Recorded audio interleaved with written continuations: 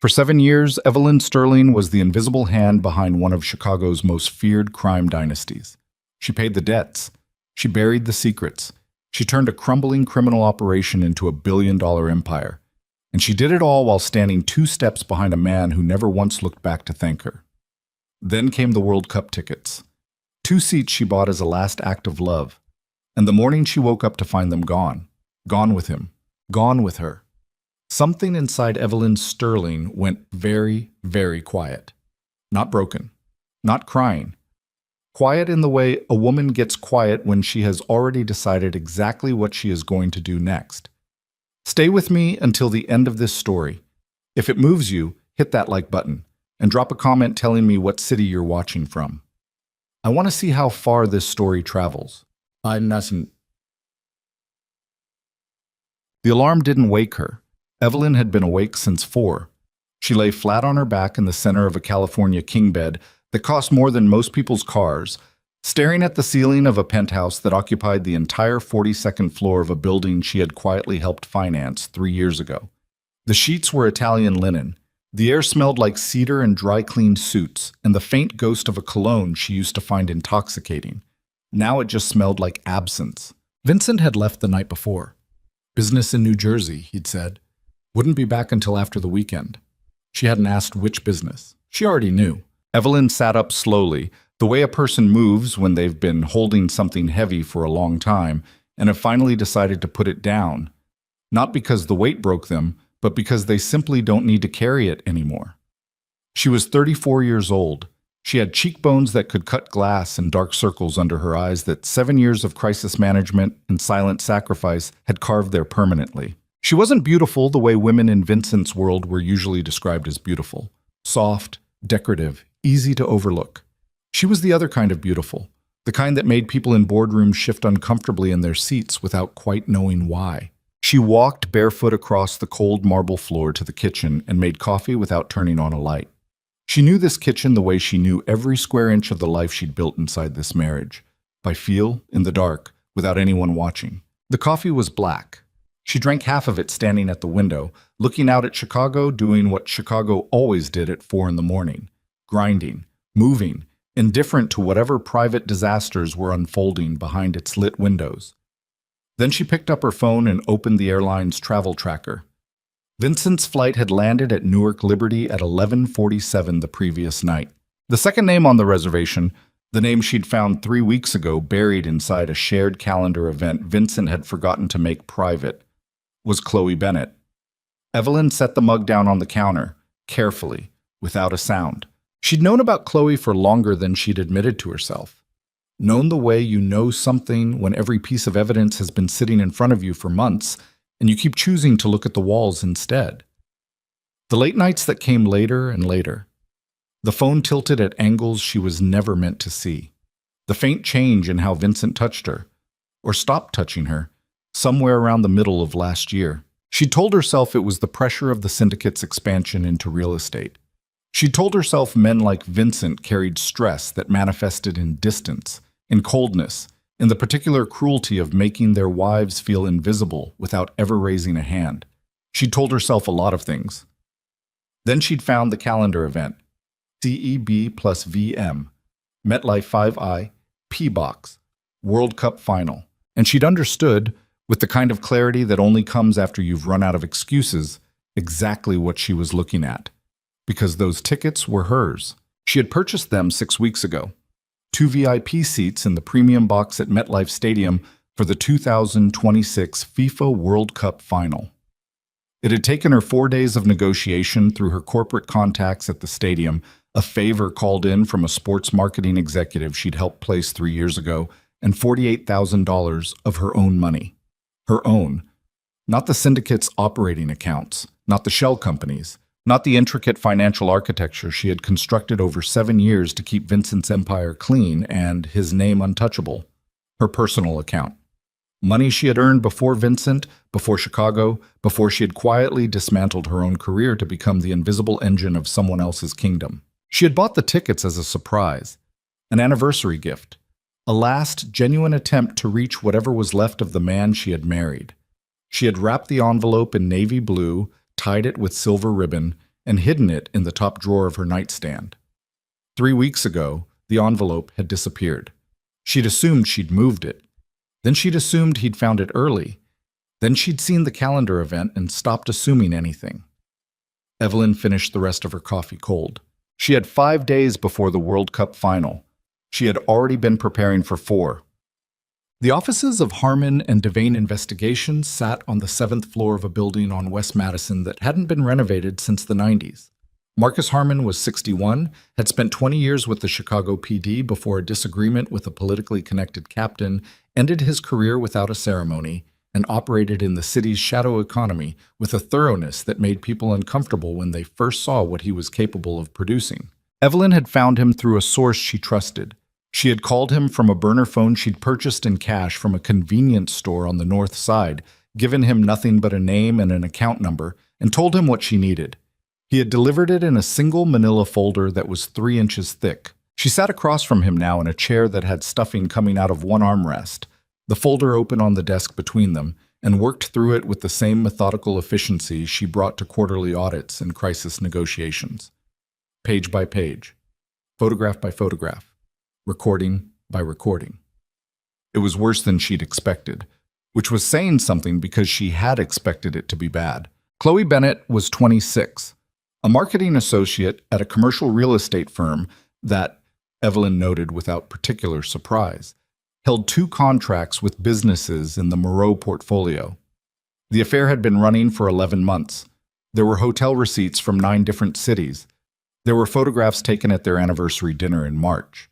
The dinner Vincent had canceled on Evelyn at 3 in the afternoon, citing an emergency with one of the union contacts in Bridgeport, and in the photographs, Vincent was laughing.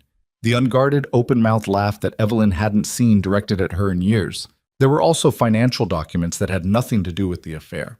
Marcus leaned back in his chair and crossed his arms. He was a large man, quietly professional, with the particular stillness of someone who had seen enough that very little surprised him anymore.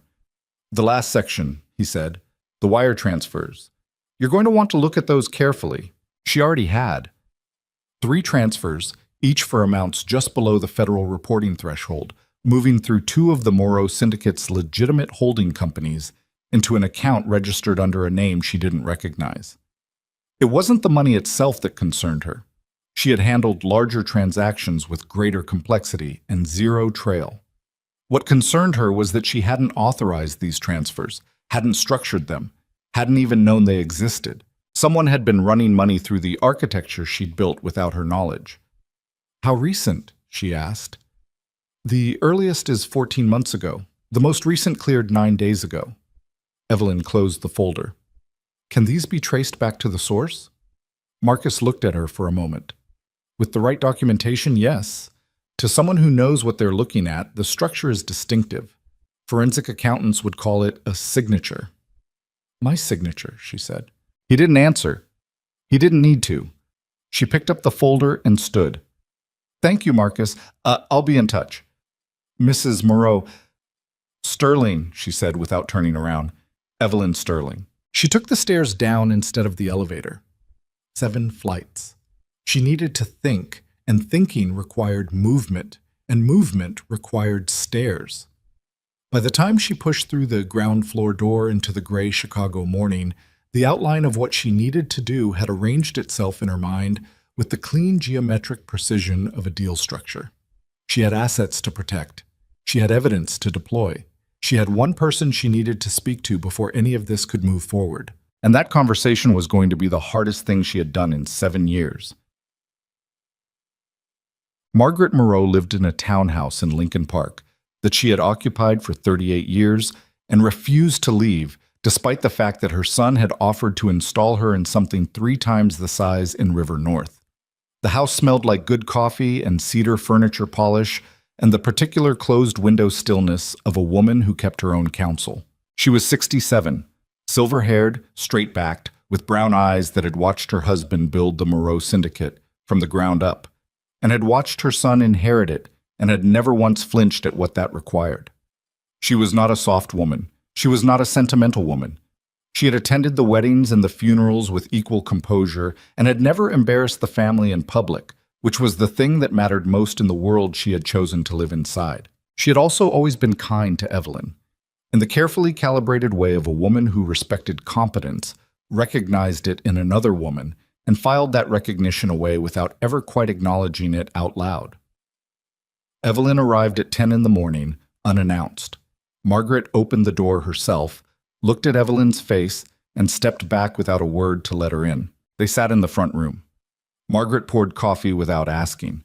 Evelyn set her phone on the table between them, screen down, and gathered herself. "I need you to hear something," Evelyn said. "Before I tell you what it is, I need you to understand that I'm not here because I want to damage your son. I'm here because you deserve the truth, and because I believe you're the only person in this family who will do the right thing with it once you have it." Margaret's face didn't move. "Play it." Evelyn turned the phone over and pressed play. Vincent's voice came through the speaker with the casual, unhurried confidence of a man who believed he was completely alone. "The tickets are a statement, not a vacation. You understand that, right? Chloe, listen to me. Walking into that stadium with you, in those seats, in front of people who matter, that's how it's done. That's how you make it official without making a scene. Evelyn doesn't go to these things publicly anyway. She's the background. She knows that. But you're going to be seen. That's the point." A pause. Then Chloe's voice, younger, slightly breathless. "So this is like announcing something?" Vincent, "It's showing the families who the next queen is without saying a word." Silence. Margaret's coffee cup sat untouched. Evelyn reached over and stopped the recording. She watched Margaret's face work through something complicated. Not shock exactly, because women who had lived Margaret's life were rarely shocked by what men were capable of. Something more like recognition. The particular exhaustion of watching a pattern repeat itself in the next generation that you'd spent 30 years hoping wouldn't. "There's more," Evelyn said. "Financial irregularities inside the legitimate holdings. Transfers I didn't authorize, running through structures I built. If federal investigators find them before anyone inside the organization does, the legal exposure isn't just to Vincent. It touches everyone connected to those entities." Margaret was quiet for a long time. Outside, a garbage truck rumbled down the street. Somewhere in the back of the house, a clock ticked. "What are you going to do?" Margaret finally asked. "I'm protecting myself," Evelyn said. "I'm filing for divorce. I'm separating every legal asset I brought into and built inside this marriage. And I'm going to make sure that when things come apart, and they will come apart, Margaret, the foundation is already cracked. It comes apart in a way that doesn't bury people who don't deserve to be buried." Margaret looked at her for a long moment. "And my son? Your son made his choices." Evelyn's voice was flat. Not cruel, just finished. "He made them over and over again. I kept finding reasons to stay. I kept finding reasons to believe the man I married was still in there somewhere. But I listened to that recording and I understood. He's been doing the calculation on me for a long time. I was useful. Now he's decided I'm replaceable." She picked up her phone. "He forgot that the thing that made me useful is the same thing that makes me dangerous." Margaret set down her coffee cup. She folded her hands in her lap in the precise way she folded her hands when she had made a decision that she would not be revisiting. "What do you need from me?" "What?" Evelyn spent the afternoon in the offices of Diane Voss, a divorce attorney whose reputation in Chicago had less to do with courtroom eloquence and more to do with the specific quality of fear her name produced in opposing counsel. Diane was 52, had handled 3 divorces connected to organized crime families, and had never once lost a client's assets to a husband who thought money made him untouchable. She reviewed the documentation Evelyn had brought with the focused silence of someone reading a battle map. "The prenuptial is manageable," she said, without looking up. "You've contributed beyond what's outlined in the asset schedule. Significantly beyond. The legitimate holdings you've built since the marriage are documented here, here, and here. The financial irregularities you've flagged are interesting. Depending on how those are characterized, they could actually strengthen your claim for equitable distribution." "I'm not interested in his money," Evelyn said. "I want mine." Diane looked up. "Then you'll have it. All of it." She tapped the folder. "Do you want to move on this before or after the weekend?"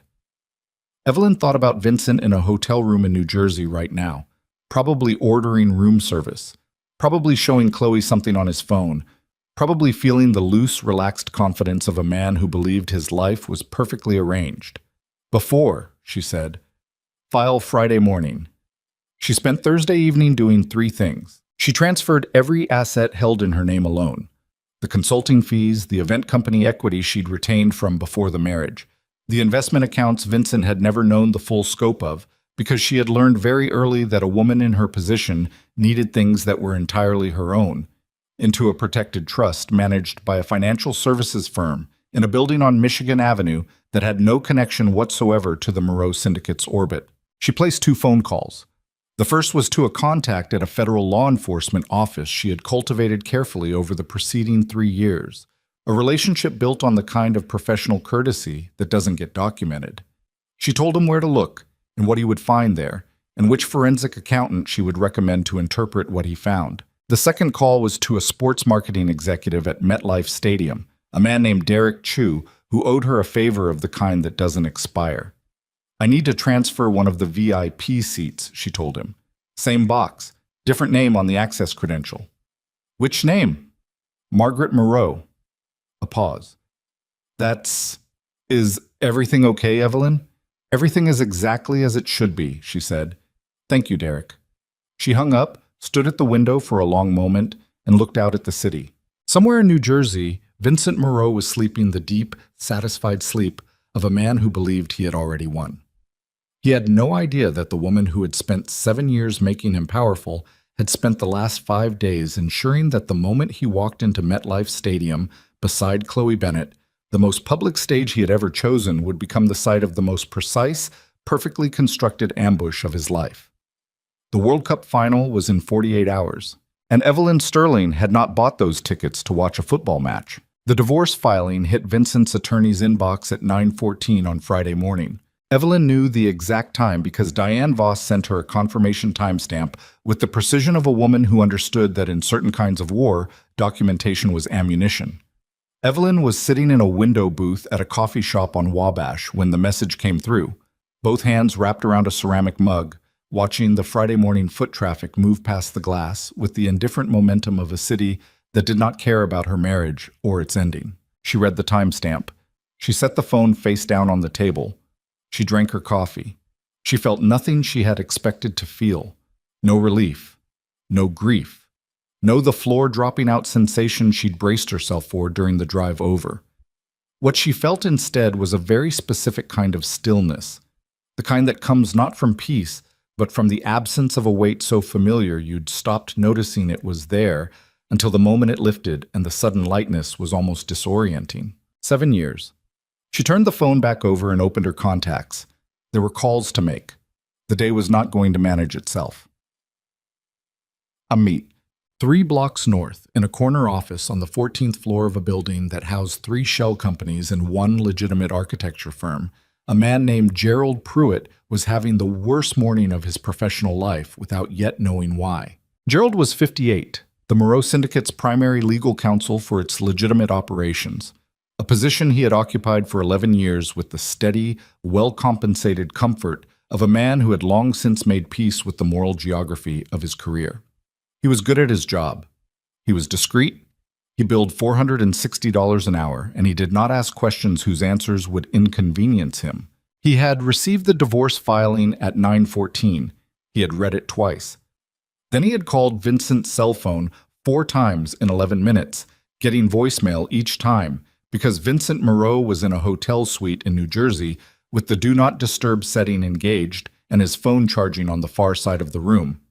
Gerald then called Danny Rourke. Danny was Vincent's chief of operations, the man who managed the day-to-day logistics of the syndicate's business interests with the blunt efficiency of someone who had grown up in Bridgeport, done 2 years for aggravated assault at 23, and spent the subsequent 3 decades making himself indispensable to the Moreau organization. He was 44, compact, with a jaw like a cinder block and eyes the color of dirty ice. He and Evelyn had maintained a civil, professional relationship for 7 years, built almost entirely on mutual wariness and the shared understanding that they were both, in their different ways, essential to the same machine. He picked up on the second ring. "She filed," Gerald said. A pause that lasted exactly 3 seconds. "Filed what?" "Divorce." This morning. Voss is the attorney. Another pause, longer. Diane Voss? Yes. Danny said nothing for a moment. Gerald could hear him breathing. Then, how bad? The asset schedule is, she's claiming equitable contribution to the legitimate holdings going back to the start of the marriage, which is not without basis. Gerald stopped, reconsidered his phrasing, which is substantially supported by documentation I was not aware she had retained. What kind of documentation? The thorough kind, Danny. The line went quiet again. When Danny spoke, his voice had dropped into the register he used when he was working through something he didn't like the shape of. Does Vincent know? I've been calling him for 20 minutes. I'll handle it. A beat. Don't do anything until you hear from me. The call ended. Gerald set his phone down and stared at the filing on his screen and thought about the 11 years he had spent building careful professional distance from questions he didn't ask, and wondered, not for the first time, whether that distance was going to be enough. Danny called Vincent from the hotel lobby after taking a car from the Moreau organization's Chicago office to O'Hare and catching the first available flight to Newark. He did not tell Vincent he was coming. He told Vincent to answer his phone, which was a different thing entirely. Vincent picked up on the first ring this time. His voice was loose, mourning slow, carrying the particular ease of a man who had not yet intersected with the news that was waiting for him. Danny, what? Evelyn filed for divorce this morning. Silence. Vincent, I heard you. The ease was gone.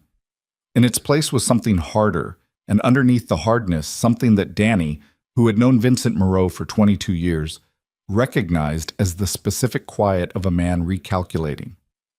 Voss? Yeah. How far along? Gerald says the asset documentation she's produced is extensive. She doesn't have access to the core accounts. No, but she's claiming the legitimate holdings, the event company equity, the real estate management contracts, the hospitality subsidiaries. Gerald's language was substantially supported, which means he's worried. Vincent breathed out through his nose. Danny could picture him, standing at a hotel window probably, the same way he always stood when he was absorbing bad news, weight back on his heels, jaw set. She's bluffing. Vincent, Danny kept his voice even. Diane Voss doesn't take cases to bluff. She takes cases to win. Then we counter. We freeze the joint accounts, She already moved her personal assets, everything in her name alone. It was done by Thursday night according to Gerald's timeline. A pause. She's been planning this for a while. The silence on the line had a different quality now, denser. Danny waited it out. Where are you? Vincent finally asked. Newark. I'm 20 minutes from your hotel. The line went dead without a goodbye, which was how Vincent ended calls when he was furious and didn't want whoever he was talking to hear it in his voice. Danny pocketed his phone and walked out of the terminal into the gray New Jersey morning and got into the waiting car and thought about the expression on Evelyn Sterling's face the last time he'd seen her in the syndicate's boardroom, 3 months ago, presenting a quarterly restructuring proposal with the calm, comprehensive authority of someone who had done this so many times that the performance of it had become invisible, the competence indistinguishable from the air in the room. He had always thought, privately and without ever saying so to anyone, that Evelyn was the most dangerous person connected to the Moreau organization. Not dangerous the way the men with guns were dangerous. Dangerous the way a structural engineer is dangerous. Because she understood the load-bearing elements, and if she ever decided to remove one, the whole thing would come down before anyone figured out what had happened. He stared out the window at the Newark skyline and thought, she didn't just remove one. She's been removing them for weeks. The hotel suite was on the 31st floor. Danny knocked. Vincent opened the door himself, which meant Chloe was either in the other room or had been sent somewhere, and Vincent's face had the tightly controlled arrangement of someone managing a significant internal pressure. He stepped back and Danny came in. The suite was expensive, floor-to-ceiling windows, a living area with a view of the Manhattan skyline across the river, the kind of room that communicated a specific statement about who you were and what you were owed by the world. Danny had been in rooms like this with Vincent 100 times. He had never once found the view particularly interesting. He sat down in a chair without being invited to. Vincent stood. Tell me everything, Gerald said. Vincent said. Exactly, Danny told him. He did not soften it, because softening it would have been both pointless and disrespectful, and because 22 years of loyalty had earned him the right to be direct in private, even when directness was the last thing Vincent wanted to hear. Vincent listened without interrupting. When Danny finished, he walked to the window and stood with his back to the room, hands in the pockets of the dark slacks he'd been wearing when he answered the door. She's angry, Vincent said. She found out about Chloe and she's retaliating. Danny looked at him. Vincent. It's emotional. Women do this. She retained Diane Voss. Danny's voice was patient in the way a man's voice gets patient when he is saying something for what he suspects will not be the last time. She moved her assets before she filed. She has documentation that Gerald, who has been managing your legal structure for 11 years, describes as thorough. This is not emotional. He leaned forward in the chair. This was planned. Something moved across Vincent's face. Not quite acknowledgement. Something adjacent to it that he shut down quickly. How long? We don't know. Guess. Weeks, maybe longer. Danny paused. The financial irregularities Gerald mentioned in the holdings, the transfers that don't have her signature structure, those are handled. Are they? It wasn't a question. Vincent turned from the window. His face was doing the thing it did when he was recalibrating, reassigning the geometry of a situation to fit a new understanding. Danny had watched this process happen hundreds of times over 2 decades and had always found it impressive and occasionally terrifying. You're saying she knows about those transfers. I'm saying if she has as much documentation as Gerald believes she has, and if she's been looking as carefully as this filing suggests she's been looking, then yes, she probably knows. The silence in the room had weight now. From somewhere in the back of the suite, barely audible through a closed door, came the sound of a television. Chloe, presumably, giving them space without having been asked, which was a kind of intelligence Danny noted and filed without comment. She won't go to the feds, Vincent said. She's too exposed. Everything she built inside the organization implicates her by association. She built clean, Danny said. You know that. Whatever she built with enough structural separation that it holds up. That was the whole point. That was why you needed her. He let that sit for a moment. If she's documented the transfers and she knows they ran through her architecture without her authorization, she's not exposed. She's a victim. The exposure is yours. Vincent stared at him. The expression on his face had moved past controlled now into something raw. Not anger exactly, but the emotion underneath anger, the one that doesn't have a clean name and feels like realizing you've been standing on ice that was never as thick as you believed. Get Gerald on a plane tonight, Vincent said. I want him here. And tomorrow? A pause. Tomorrow is the World Cup final. We go. We go exactly as planned. Danny looked at him for a long moment. Vincent, we go. His voice had the finality of a door being closed. She wants to embarrass me. She wants me rattled. I'm not going to hand her that by running home with my tail between my legs. He straightened his shoulders. Whatever she's planning it from Chicago. I'm here. I have the tickets. I have the seat. And I am walking into that stadium tomorrow exactly the way I planned to walk in. Danny stood.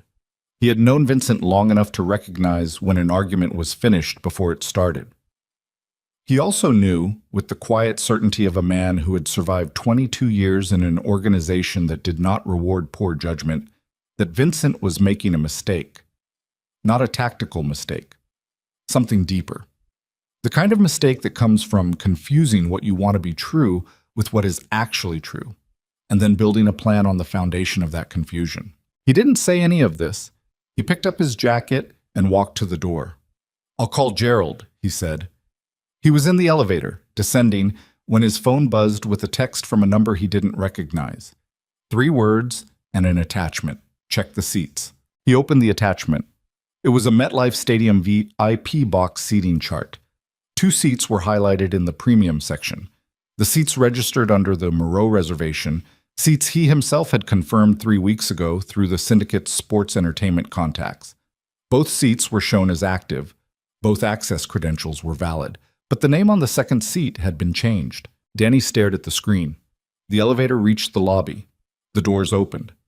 He stood there while a family with roller luggage tried to navigate around him, not seeing them, reading the name on the second seat one more time to make sure he was reading it correctly. Margaret Moreau. He read it a third time. He stepped out of the elevator and walked to a quiet corner of the lobby and called the number the text had come from. It rang once and went to a message that said the voicemail had not been set up. He lowered the phone. In 22 years with the Moreau organization, Danny Rourke had seen a lot of things. He had seen men make catastrophic errors of judgment and watched the consequences roll outward from those errors like water from a dropped stone. He had seen the organization absorb losses that should have been fatal and emerge functional on the other side. He had been inside rooms where decisions were made that he would carry the knowledge of for the rest of his life. He had never seen anything like this. He thought about calling Vincent back. He stood there for almost a full minute, thumb hovering over the contact, working through the geometry of the next 24 hours with the same blunt, unsentimental calculation that had kept him alive and employed for 2 decades. Then he put the phone in his pocket without making the call. If Vincent walked into that stadium tomorrow not knowing his mother was sitting in the seat beside him, the seat that was supposed to belong to Chloe, the seat that was supposed to announce to everyone who mattered that a new era had begun, then whatever happened next was not something Danny Rourke had the power or perhaps even the desire to stop. He walked to the hotel bar. He ordered a whiskey he didn't particularly want. He sat with it in front of him and thought about loyalty, what it meant, who it was owed to, how long it lasted once you understood that the person you'd been loyal to had been making calculations about you the same way they made calculations about everything else. The whiskey sat untouched. Outside the hotel windows, New Jersey went about its Saturday night, indifferent and vast, and somewhere across the river, Manhattan blazed against the dark with the particular cold brightness of a city that has seen everything and remembered none of it. Tomorrow, Vincent Moreau was going to walk into the biggest stadium in the northeastern United States believing he had already won. He had no idea that the woman he had spent 7 years underestimating had spent the last 5 days ensuring that every person whose opinion he valued, every relationship he had built his sense of power upon, every carefully maintained illusion of authority and dominance, all of it was going to be waiting for him in that stadium, arranged by hands he had never once thought to fear, ready to come apart in front of an audience of 70,000 people and a social media ecosystem that would carry the footage to every corner of the world before he even made it back to his car. Danny Rourke finally picked up the whiskey. He drank it in one swallow. He set the glass down and looked at his own reflection in the bar mirror, the face of a man who had made his choices and was only now beginning to understand the full weight of what they'd cost him. He thought about calling Vincent one more time. He didn't.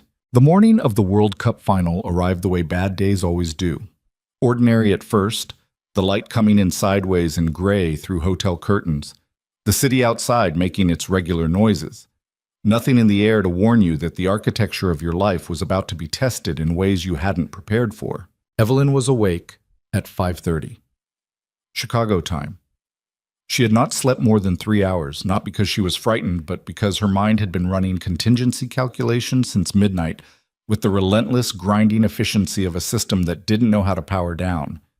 She lay in her own bed, not the penthouse. She had moved out of the penthouse 2 days ago into a suite at a hotel on Michigan Avenue that Vincent had no connection to, and stared at the ceiling and went through the sequence one more time. Margaret had confirmed her attendance at 11 the previous night. A single text, 4 words, "I will be there." Evelyn had read it and felt something move through her chest that wasn't quite relief and wasn't quite grief, but lived somewhere in the narrow corridor between them. Derek Chu had confirmed the credential transfer. The second VIP seat in the Moreau box was now registered to Margaret Moreau, the access credential tied to a photo ID Derek had received via secure email. Vincent's credential remained unchanged. He would walk in expecting a stage. He would find something else entirely. Diane Voss had confirmed that the divorce filing was served and documented. Vincent's attorneys had been notified. The legal machinery was in motion and would not stop regardless of what happened in New Jersey today. The federal contact, a man whose name Evelyn had never written down anywhere and never would, had confirmed, in the careful, deniable language of someone who understood exactly what they were confirming, that the documentation she had provided was under active review by the appropriate parties. Everything was in place. She got up, made coffee from the in-room machine, stood at the window and looked at Chicago in the early morning dark, and waited for the feeling of certainty that she had expected to arrive by now. The clean, cold certainty of a plan fully executed. It didn't come. What came instead was a memory she hadn't summoned and didn't want. Vincent at the kitchen table in the apartment they'd shared in Lincoln Park in the first year of their marriage, before the penthouse, before the syndicate's expansion into real estate and legitimate hospitality, before she had fully understood what she was building or for whom.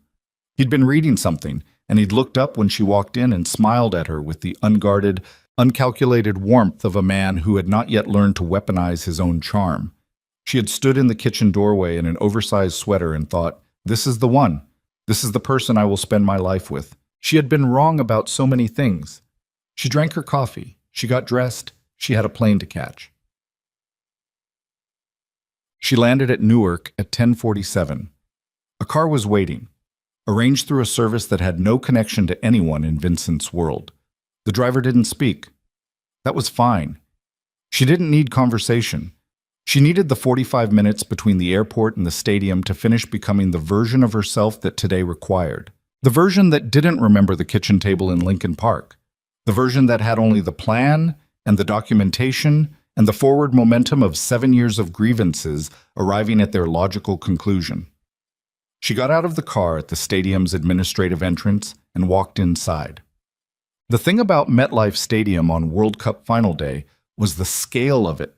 72,000 people producing a noise that wasn't quite sound anymore, but something more physical. A pressure in the chest, a vibration in the sternum, the whole building alive with it in a way that made individual human problems feel temporarily absurd. Evelyn had been in large venues her entire professional life. She had managed events at stadiums and arenas and convention centers that held tens of thousands of people, and she had learned long ago that large crowds do not make you feel small. They make you feel irrelevant, which is a different thing entirely and sometimes exactly what you need. She found Margaret at the agreed location, a hospitality corridor 2 levels above the main concourse, quiet by stadium standards, the crowd noise muffled to a low roar. Margaret was standing with her back to the wall and her hands folded in front of her in the way she always stood when she was composed but coiled, a stillness that Evelyn had learned to read over 7 years as the external expression of an interior state that was working very hard. She was dressed simply. Dark jacket, dark slacks, silver at her ears. She looked like what she was, a woman of 67 who had spent 4 decades in proximity to power and had absorbed its grammar without being softened by it. They looked at each other. "You came," Evelyn said. "I told you I would." Margaret's voice was even. "I don't say things I don't mean." Unlike your son, hung between them, unspoken. Evelyn handed her the access credential, a laminated pass on a lanyard, her name printed clearly. "The seat is directly beside his reserved spot. He won't see you until he sits down. The arrangement of the box means you'll be visible to him before he can redirect or leave without making a scene." Margaret took the pass. She looked at it for a moment. "And the materials?" Evelyn opened the leather portfolio she carried and removed a sealed folder. Hotel receipts, surveillance photographs, bank transfer records, and a digital audio file on this. She placed a small device, a thin rectangular player the size of a credit card, on top of the folder. "The recording you already heard. Press the single button. The speaker is directional. It will be audible to anyone seated within 6 feet. Margaret took the folder. She held it without opening it. Her hands, Evelyn noticed, were completely steady. "He's going to be angry," Margaret said. "Yes." "He's going to feel humiliated." "Yes." "And you're certain this is how it needs to happen? In public? In front of—" "He chose the venue," Evelyn said. Her voice was quiet, but there was an edge inside the quiet that Margaret heard and recognized. "He chose to use this stadium, these seats, this event as the stage for his announcement. I didn't choose the public. He did. I'm just attending the event I paid for." Margaret was quiet for a moment. Then she nodded, once, with the clean finality of a woman who had made her decision 3 days ago and was not revisiting it. "I'll be in my seat," she said. She walked away down the corridor, straight-backed, unhurried, the folder under her arm, and Evelyn watched her go and felt the strange, vertiginous sensation of a plan that has been theoretical for weeks, becoming suddenly, irreversibly real. She found her own position, not in the VIP box, but in a hospitality suite 2 sections removed that had a sightline to the box entrance. She settled in. She ordered water she didn't drink. She watched the clock. The match kicked off at 4:30. Vincent would arrive between 4 and 4:15. He was always punctual at high-visibility events. It was one of the things she knew about him with the intimacy of 7 years of close observation. She checked her phone. No messages from Danny, no messages from Gerald Pruitt, nothing from Vincent, which was not surprising. The divorce filing would have been delivered to Gerald, not to Vincent directly, and Vincent's response to receiving catastrophic news was to go quiet and lateral, talking to his lawyers and his operations chief before he talked to anyone else. Or so she had assumed. At 3:47, her phone rang. Unknown number. She almost didn't answer it. She answered it. Mrs. Moreau. The voice was male, mid-range, carefully neutral in the way of someone reading from a prepared emotional script. Sterling, she said automatically. Who is this? Someone who thought you should know something before the next hour happens. Her spine went rigid. She kept her voice even. Know what? The transfers you flagged, the ones running through your structure without your authorization. A pause measured to produce maximum effect, and it worked, because Evelyn felt something cold move through her stomach. They weren't Vincent's. The noise of the stadium seemed to drop by half. Explain that. The account they ran into. The one registered under the name you didn't recognize. Another pause. Run the name through the Illinois Secretary of State's business registry. Corporate registration. 3 years ago. The line went dead. Evelyn sat completely still for 4 seconds. Then she opened her browser, navigated to the Illinois Secretary of State's business registry, and typed in the name from Marcus Harmon's file, the name on the receiving account of those unauthorized transfers.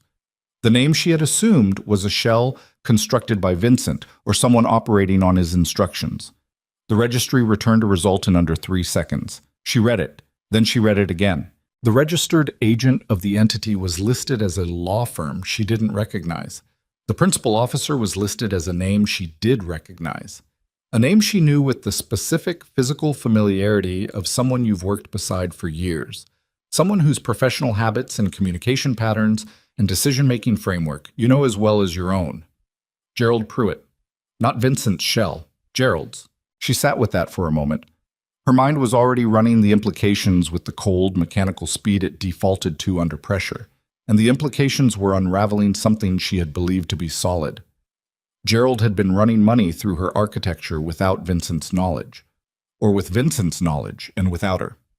Either way, the transfers she had handed to her federal contact as evidence of Vincent's financial misconduct were not Vincent's financial misconduct. They were Gerald's.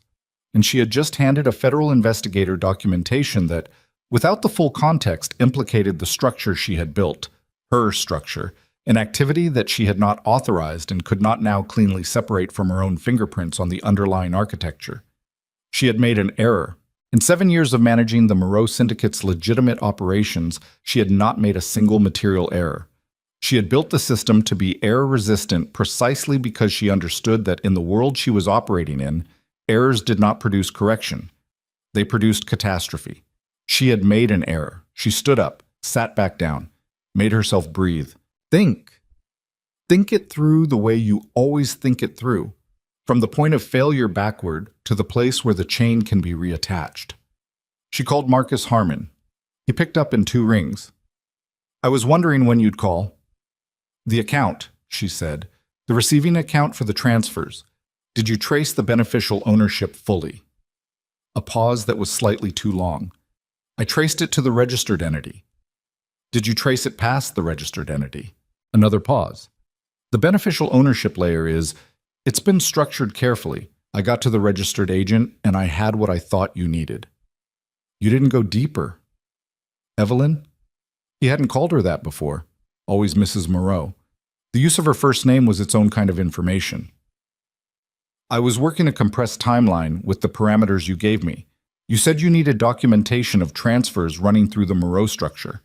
That's what I need you to tell me right now, Marcus. definitively. Is there any evidentiary path that connects those transfers to Vincent Moreau directly? A long pause. The kind that answers the question before the words do. No, he said. There isn't. She ended the call. The cold in her stomach had spread. She pressed the heels of her hands against her eyes for a moment and breathed through her nose and let her mind do what it did, even when what it was doing felt like watching a building she had designed collapse in real time. She had given the federal contact documentation pointing to financial crimes embedded in her architecture. Without a direct evidentiary link to Vincent, the investigation that followed would excavate the structure itself, her structure. Every decision she had made over 7 years, every financial instrument she had designed, every transfer she had authorized would be examined by people whose job was to find wrongdoing, and who would bring to that examination none of the context, none of the intent, none of the 7 years of careful separation she had built to protect herself. She had handed them the building and forgotten to give them the architectural drawings. She needed to call her federal contact. She needed to call Diane Voss. She needed to do both of those things in the next 20 minutes before this particular door closed any further. She was reaching for her phone when the second thing happened. A text from a number she recognized as Derek Chu's assistant at MetLife Stadium. Ms. Sterling. There's been a credential issue with the second seat in the Moreau VIP box. The original access pass was reactivated by the primary reservation holder approximately 40 minutes ago. We're showing 2 valid credentials for that seat. I need guidance on how to proceed. She read it twice. Then she understood. Vincent had been tipped off. Someone, Danny, Gerald, someone inside the stadium's sports entertainment contacts, someone in the chain she had not fully accounted for, had told Vincent about the credential change. And Vincent, with the instinctive territorial aggression of a man who controlled access as a form of power, had immediately contacted the stadium's VIP services and reactivated the original credential for the second seat, which meant that Margaret Moreau's access pass was now in conflict with a reactivated original, which meant that when Margaret arrived at the box entrance with her credential, she would be flagged, which meant that Vincent was not walking into an ambush. He knew something was wrong. He didn't know the full shape of it. If he had known about Margaret specifically, he would not have simply reactivated a credential. He would have called his mother, and the call would have changed everything. He knew enough to be defensive. He didn't know enough to understand what was actually waiting for him.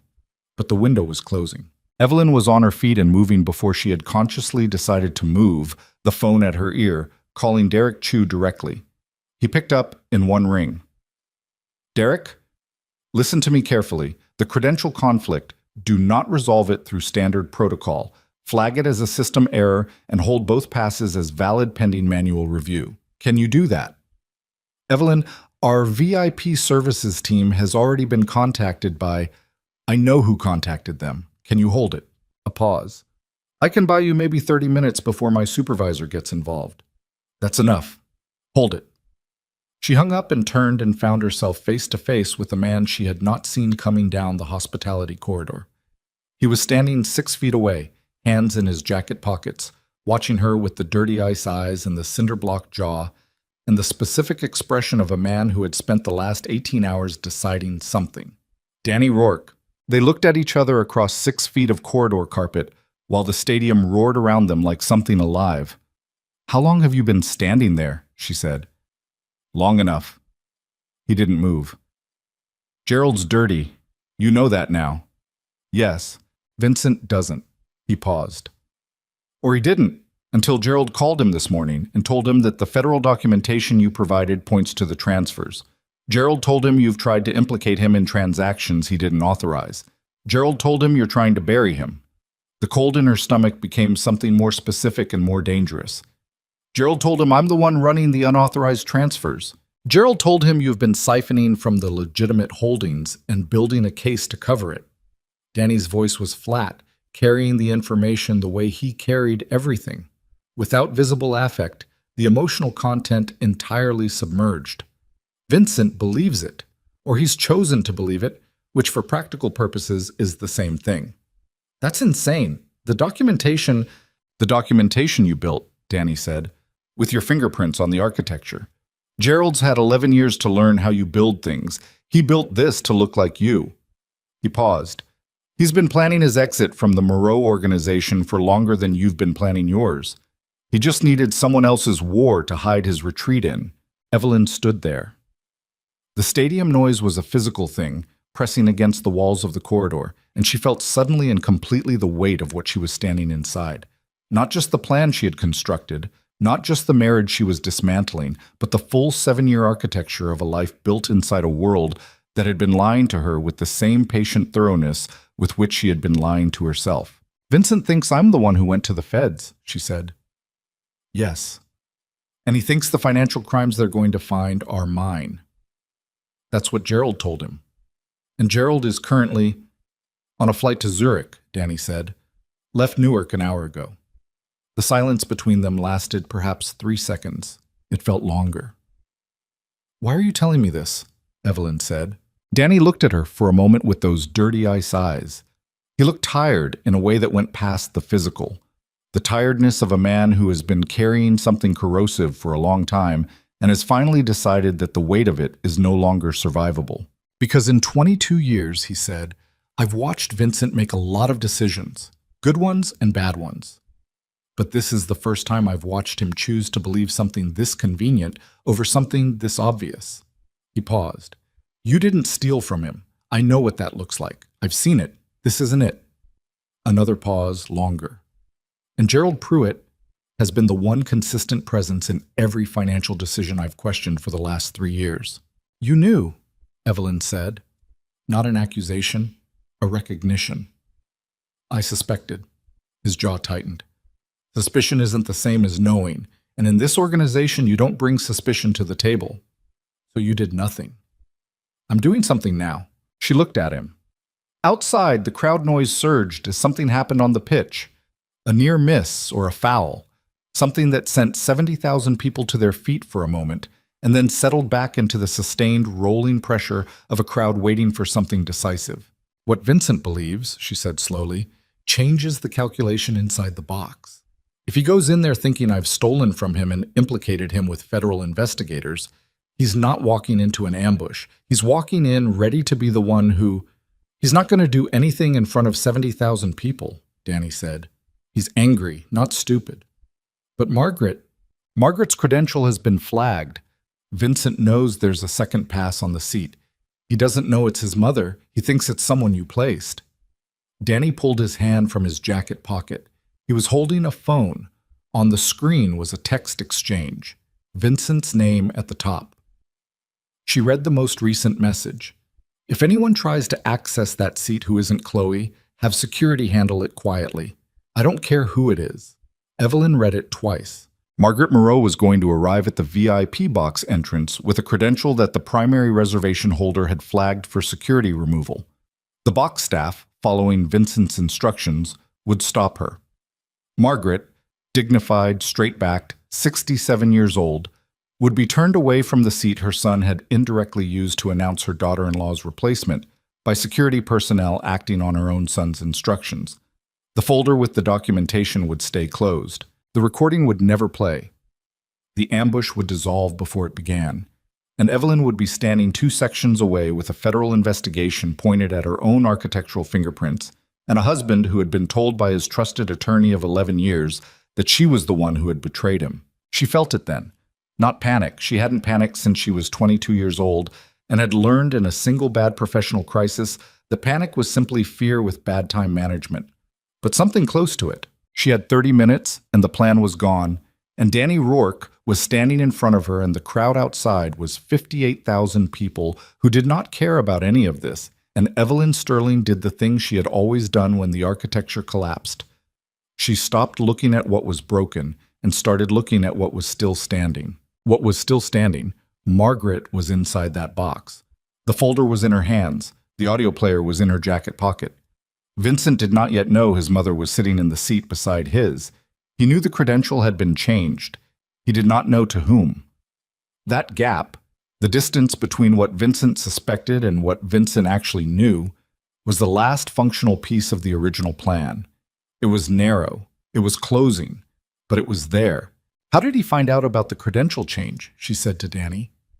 Sports entertainment contact. Someone in VIP services flagged it as unusual, and it moved up the chain to someone who knows Vincent's people. Not Gerald. Gerald's been dark since this morning. This was operational, not legal. She processed that. So Vincent knows the second credential was changed, but he doesn't know it was Margaret. Correct.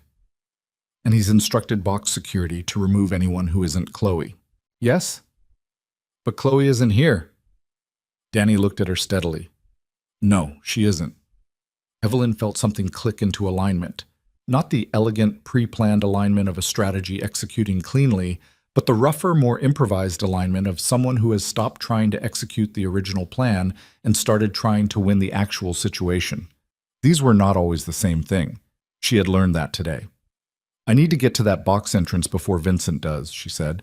He's already on the premium level. Then I need to get there now. She was moving before she finished the sentence, and Danny, after a single beat that she understood as him making a decision he would not walk back from, was moving with her. Cuts out. The premium level corridor of MetLife Stadium on World Cup final day was not built for urgency.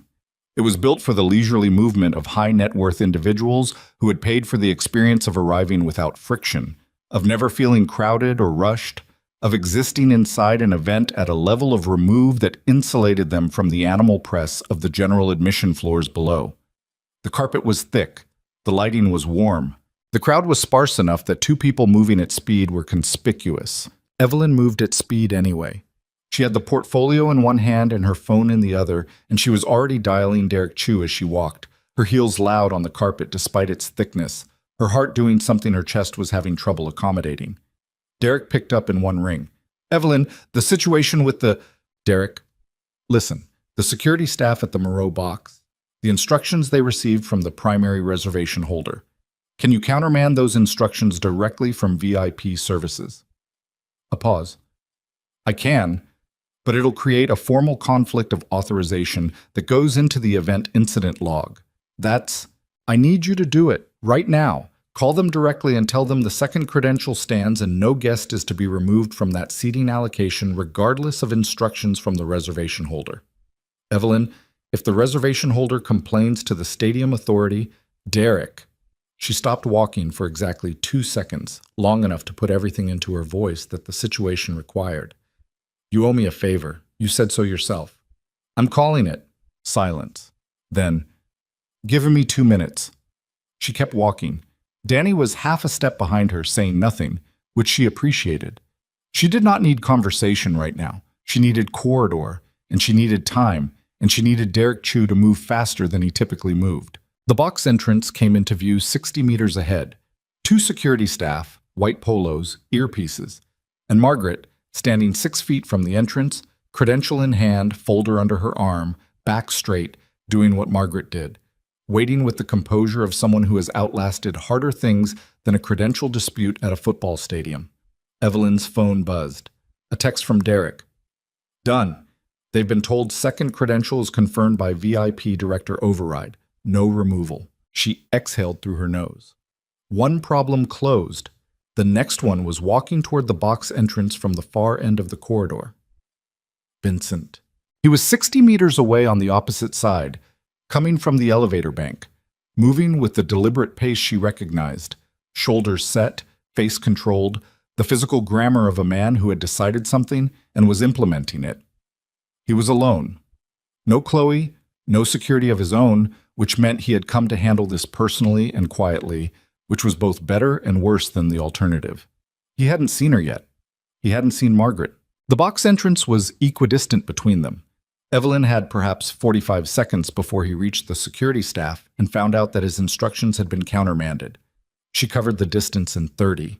She reached Margaret the same moment the security staff registered her approach and the change in the situation's energy. One of them, the taller one, the same one who had questioned her earlier, looked at her with the expression of someone who had been through 3 management-level changes of instruction in the last 15 minutes and was exhausted by all of them. The override came through from VIP services, he confirmed, without being asked. Second credential stands. Thank you, Evelyn said. She turned to Margaret. He's coming from the east corridor. You have maybe 30 seconds before he sees you. Margaret looked past her down the corridor. Her face did something very small and very controlled. A compression around the eyes, a slight setting of the jaw, the minimum external expression of what was moving through her internally. Then it stilled again. Good, Margaret said. I'd rather he see me outside than be surprised inside. Margaret, I know my son. She was already turning to face the direction Evelyn had indicated. Let me handle this part. There was no time to argue. And arguing with Margaret Moreau on a point of strategy involving her own son was not something Evelyn had ever managed to win. She stepped back. She positioned herself beside the box entrance in the space between the doorframe and the security station, not hidden. There was nowhere to hide on this corridor. But not the first thing Vincent's eyes would find when they found the situation. Danny stepped back further. He put 6 feet of carpet between himself and everything that was about to happen, crossed his arms, and became a wall. Vincent reached the edge of the security station and stopped. He had seen Margaret. The corridor went quiet, in the specific way places go quiet when something is about to happen that the physical environment itself seems to recognize. The crowd noise from the stadium pressed against the walls from outside, muffled and enormous. And inside this corridor there was the carpet and the warm light, and the 2 security staff doing their collective best to become invisible, and Vincent Moreau standing 8 feet from his mother, holding a folder that he could not yet see the contents of. His face did what Evelyn had watched it do twice today. Ran through several things in quick succession, surprise giving way to calculation, giving way to something she didn't have a name for, the thing underneath the professional exterior when the exterior runs out of instructions. Mom. His voice was careful. What are you doing here? Waiting for you, Margaret said. Her voice was completely level. The way I've been waiting for you to become the person I raised you to be for the last several years. He looked at the folder. Who brought you into this? No one brought me into anything. I walked in. She held his gaze. I've been walking toward this conversation for longer than you know, Vincent. I just needed someone to open the door. His eyes moved. Found Evelyn. The look he gave her was complicated. She could see the day in it, the full weight of everything that had happened since 9:14 that morning, the Gerald situation and the federal contact and the phone call and the choice he'd made to send the documentation, and underneath all of that, older and heavier, the 7 years of a marriage that was now legally concluded, and what it meant to stand in a stadium corridor in New Jersey and see the woman he had married standing beside his mother with matching expressions of people who have decided. This is between me and Evelyn, he said to Margaret, not you. It stopped being only between you and Evelyn when you decided to use those seats to announce a new queen, Margaret said. You made it about the family, about what the family is.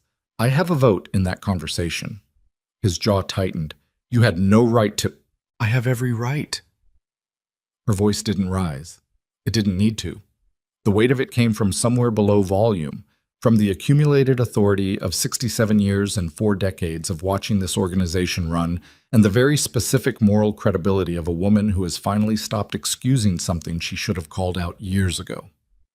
I have the right of a mother who watched her son take everything this woman built and treat it like it was always his. I have the right of someone who sat across from Evelyn in my kitchen and listened to your own voice tell another woman that my daughter-in-law was the background.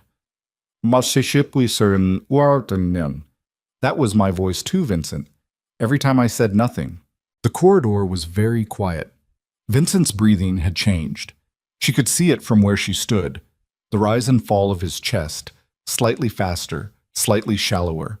The respiration of a man who is managing something at the outer edge of what he can manage. You want to do this here, he said, in a corridor, on a stadium level. You chose the venue, Evelyn said. His eyes came back to her, sharp. I chose it for something else. Yes, she said. You chose it to make an announcement. I'm suggesting you consider what announcement you actually want to make today. A silence. From outside the glass of the corridor wall, the stadium erupted. A massive surge, the crowd rising as one to something happening on the pitch, the noise building to a peak and holding there, pressing against the building from every direction, and the 3 of them stood in it like people standing in a storm that hasn't quite broken. Then Vincent said, "What's in the folder?" Margaret opened it. She did not hand it to him. She held it open and let him come to it, which meant he had to take 2 steps toward her, which meant he had to choose to move rather than having the information brought to him. A small thing that was not small. He looked at the bank transfer records first. He would have, because Vincent always went to the numbers before he went to the evidence, a financial animal by instinct regardless of everything else. She watched his eyes move across the page, watched them stop. "Gerald's entity," he said, flatly. "Yes. These are from 14 months ago. The earliest ones. Yes." He turned the page. The hotel receipts.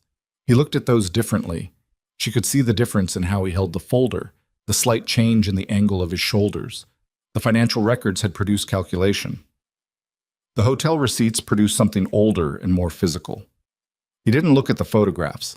He closed the folder before he got to them.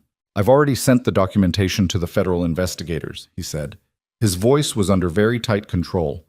"The beneficial ownership chain, Gerald's account structure, everything my operations team had." "I know," Evelyn said. Weiss confirmed it.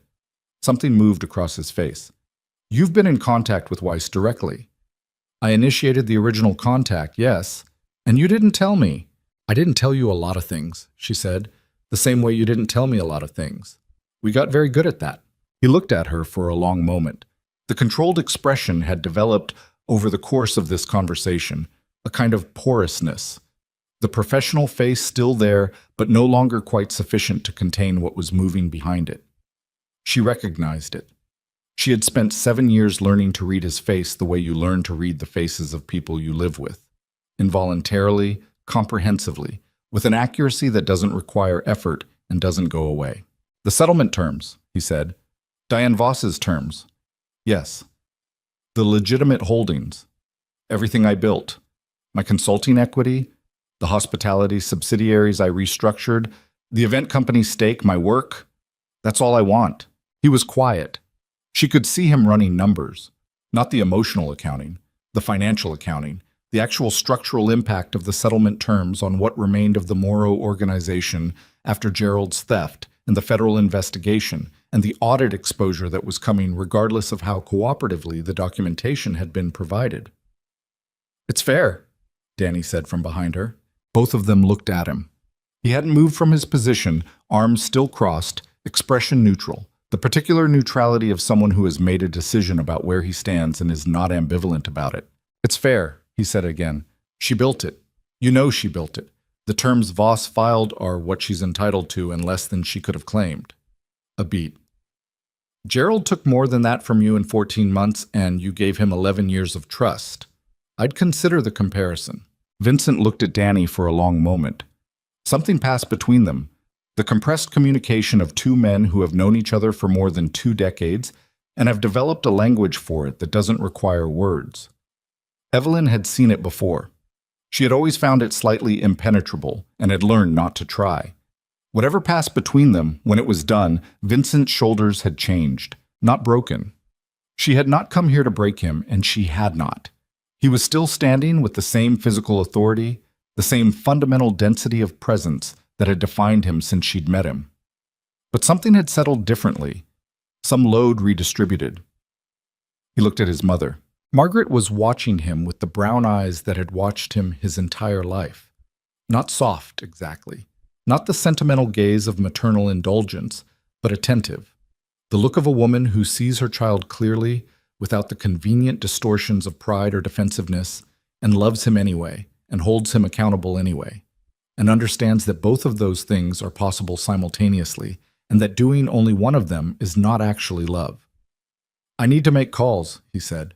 "Yes," Margaret said. "You do?" He looked at Evelyn one more time. The look lasted several seconds.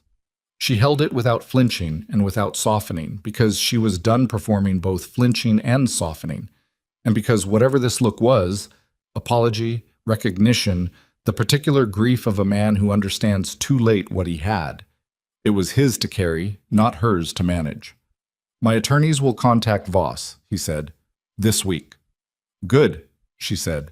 He stood there one more moment. Then he put the folder under his arm and turned and walked back down the corridor toward the elevator bank, moving with the same deliberate pace he'd come with, but carrying it differently. The pace of someone who is walking toward something instead of away from something, even if what he's walking toward is difficult, and the difficulty is entirely his own making. Evelyn watched him go. Her hands were shaking. She realized it only now. The fine, controlled tremor in both hands that had been happening, probably, for the last 30 minutes, and that she had not permitted herself to notice because noticing it would have taken resources she needed for other things. She pressed them flat against her thighs, breathed through her nose, let the shaking be what it was. Danny walked up beside her. He didn't say anything. He stood there with his hands in his pockets and looked at the corridor where Vincent had been. "What will you do?" she asked him. He considered it. "I have options. Some of them are even legal." A pause. "I've been with that organization for 22 years. I know where every piece of it is. The parts that are clean are still worth something. And the parts that aren't. I won't be involved in those," he said. "Not anymore." She looked at him sideways. "Was that always true?" A silence. "No," he said. "It wasn't always true." She nodded. She didn't have anything to add to that. She understood the journey from complicity to decision better than she would have liked to. "The text this morning," she said. "The one you sent me. The seating chart with Margaret's name." He looked at her. "Yes." "That was the moment you decided." He thought about it. "That was the moment I admitted I'd already decided." She nodded again.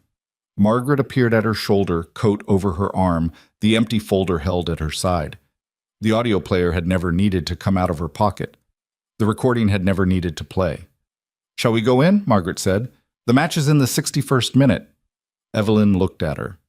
"You want to watch the match?" "I paid for the seat," Margaret said, with the perfectly composed expression of a woman who has just navigated one of the most difficult confrontations of her adult life and is now ready for something completely else. "I intend to use it." Evelyn looked at the box entrance. At the door? At the two security staff who had witnessed the entire corridor sequence with the professional blankness of people who were going to process this privately and not speak of it publicly, which was all you could ask. She looked back at Margaret. "Yes," she said. "All right." They walked in. The box was exactly as she'd described to Margaret 2 days ago. 12 seats, 2 rows, the floor-to-ceiling glass opening onto the pitch below where 60-something thousand people were watching 2 national teams contest something that would matter to them and their children and have its own life and history, independent of everything happening in this building's private rooms. The afternoon light had shifted since she'd last been in here, coming in at a lower angle now, golden and slightly hazy, the way World Cup final afternoon light is supposed to look and almost never does. She sat in the first seat. Margaret sat in the second. They watched the match. Her hands stopped shaking somewhere in the 67th minute, during a sustained passage of play that required nothing of her. No calculation, no navigation, no management of anyone's reality but her own. And she noticed the stillness in her hands and let herself feel it, and watched the players move on the bright grass below and breathed. Just breathed. At the back of her mind, something was already moving. The next thing. The company she was going to build, the work she was going to do, the specific productive grief of dismantling one life and understanding with increasing clarity the shape of the next one, not as consolation, not as replacement, but as the thing that was always there, waiting, patient and real, behind the years of building someone else's kingdom. She would deal with Weiss on Tuesday. She would call Diane Voss on Wednesday. She would begin the actual work of the next chapter with the same methodical, unromanticized competence she brought to every project she had ever undertaken. But that was Tuesday. That was Wednesday. Right now, there was the match and the golden light, and Margaret Moreau sitting in the seat beside her. And somewhere in this building, Carl Weiss was doing whatever federal agents do after they've located the people they came looking for. And somewhere in a Lufthansa business class seat, Gerald Pruitt was drinking something expensive and believing he had escaped, which was a belief he would hold for exactly as long as it took the plane to land, and the 2 European officers to be waiting at the gate. And somewhere on the elevator bank down the corridor, Vincent Moreau was riding down to the concourse level with a folder under his arm and 22 years of an organization's weight on his shoulders, and the first hours of a future that was going to look significantly different from the past. The crowd rose. A goal. The real thing this time. The stadium detonating, 60-something thousand people in a single eruption, the sound breaking over the building like something physical, the glass of the box vibrating in its frame. And Evelyn felt it move through her chest the way genuine crowd noise always does. Past the ribs, past the careful management, down into something animal and immediate and entirely present. She gripped the armrest. She felt her pulse in her hands. She was here. She was in this seat. She had paid for it, and she was sitting in it. And the match was in the 71st minute, and she was alive, and the plan was broken, and the outcome was real, and nothing about it was clean, and none of that mattered right now, because right now there was only this room and this light, and the woman sitting beside her and the work that was waiting on the other side of today. The crowd noise held and finally, slowly, began to come down. Margaret reached over without looking at her and put her hand briefly on Evelyn's, the way a woman touches another woman's hand when words are not the right instrument, when the only thing that fits is the plain physical acknowledgement of presence. Then she took her hand back and watched the match. Evelyn looked at the pitch below where the players were resetting, taking their positions, the world beginning again from a fixed point the way it always does after something decisive. And she held the armrest and felt her pulse slow and thought, not yet the end, but close. The door at the back of the box opened and Evelyn turned and Agent Carl Weiss stepped through it with two men behind him, and he looked at her across the room with the careful, measuring expression of a man who has arrived somewhere and needs to confirm what he's looking at before he proceeds. His name was Agent Carl Weiss, and he had the particular quality of stillness that Evelyn had noticed the first time she'd heard his voice on the phone 3 weeks ago. The stillness of someone who has learned, through years of walking into rooms where people are lying, and rooms where people are terrified, and rooms where people are both simultaneously, that stillness is its own form of pressure. He didn't need to fill a room with noise or movement. He just needed to be present in it, and let the room do the rest. He stood inside the box entrance, and he looked at Evelyn, and he took in Margaret beside her, and the empty folder on the seat back, and the golden afternoon light coming through the glass, and the World Cup final playing 70 feet below them, with the sustained roar of 60-something thousand people who had no idea what was happening in this small, insulated room. He looked at her and said, "Ms. Sterling, I apologize for the location." "Don't," she said. Her voice came out steadier than she expected. "Is he in the building?" Weiss crossed the room to where she was sitting. He did not sit down himself. He stood with his hands at his sides and spoke in the low, precise register of someone delivering information that has weight and knows it. Gerald Pruitt's flight was flagged at Newark before departure. The airline was contacted under emergency authority. He did not board. She heard that. She processed what it meant. Gerald, still in the country, still reachable. The evidence chain still intact and closable in a way that would have been impossible once he cleared European airspace. She felt something loosen in her chest that she hadn't known was clenched. "Where is he now?" she said. "In federal custody as of approximately 1 hour ago. He was apprehended at the airport while attempting to rebook on a connecting flight through Toronto." Weiss paused. "The documentation Mr. Moreau's operations team provided this afternoon was sufficient to support an immediate detention order. The beneficial ownership chain is clear. Mr. Pruitt's connection to the receiving accounts is documented at multiple levels." She looked at him. "And the investigation into the structure itself, my architecture, is being reframed accordingly." He said it without apology and without excessive reassurance, in the tone of someone conveying a bureaucratic fact rather than offering comfort. "The forensic accountants will need access to your records directly, not as a subject of investigation, as a material witness and cooperative source. There's a distinction, and it matters legally. I'll have Diane Voss coordinate the access. That's appropriate." He looked at Margaret briefly, with the neutral professional acknowledgement of someone recognizing the presence of a person they had not expected and choosing not to address it. Then he looked back at Evelyn. "There's one more thing." She waited. "Mr. Moreau is currently being interviewed on the concourse level. Voluntarily. His attorney is not present because his attorney is the person currently in our custody, which creates a complication he elected to manage by speaking to our agents directly rather than waiting." A beat. "He's being cooperative. More cooperative than I anticipated, frankly." Evelyn looked at him. "What is he telling them?" "Everything." Weiss said it simply.